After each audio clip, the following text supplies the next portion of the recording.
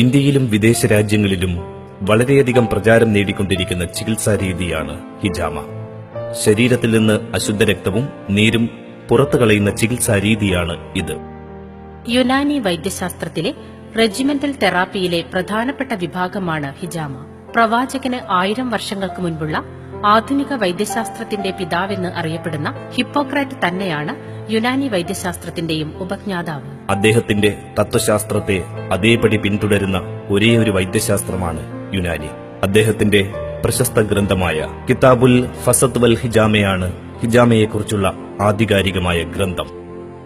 ഹിജാമയുടെ ഗുണങ്ങൾ. ഹിജാമയിലൂടെ സന്ധികളിലെ വേദനയുടെ പ്രധാന കാരണമായ നീരും അശുദ്ധ രക്തവും വളരെ വേഗത്തിലും ഫലപ്രദമായും നീക്കം ചെയ്ത് രക്തപ്രവാഹം വർദ്ധിപ്പിക്കുന്നു. കഴുത്തുവേദന, കൈവേദന, നടുവേദന, ഡിസ്ക് കംപ്ലൈന്റ്, മുട്ടുവേദന, മുട്ടുമടക്കാനുള്ള പ്രയാസം, ഉപ്പൂറ്റിവേദന എന്നീ വേദനകൾക്ക് ഹിജാമയിലൂടെ പരിപൂർണ ആശ്വാസം.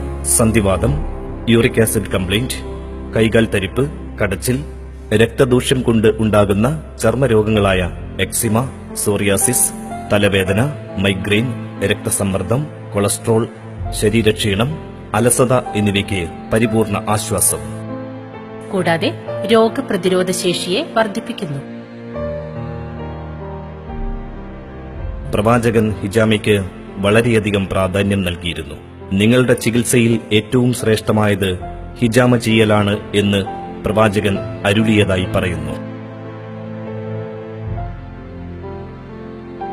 ഹിജാമ ചെയ്യുമ്പോൾ ശ്രദ്ധിക്കേണ്ട കാര്യങ്ങളെക്കുറിച്ച് ഹിജാമ തെറാപ്പി, നത്തൂൽ, ലിച്ച് ഇൻഖിസാബ് ഉൾപ്പെടെയുള്ള റെജിമെന്റൽ തെറാപ്പിയിൽ ബാംഗ്ലൂരിലെ നാഷണൽ ഇൻസ്റ്റിറ്റ്യൂട്ട് ഓഫ് യുനാനി മെഡിസിനിൽ നിന്ന് പ്രത്യേക പരിശീലനം നേടിയ പ്രശസ്ത റെജിമെന്റൽ സ്പെഷ്യലിസ്റ്റും വെൽനസ് യുനാനി ഹോസ്പിറ്റലിലെ ചീഫ് കൺസൾട്ടിംഗ് ഫിസിഷ്യനുമായ ഡോക്ടർ സയ്യിദ് മുഹസിൻ സംസാരിക്കുന്നു.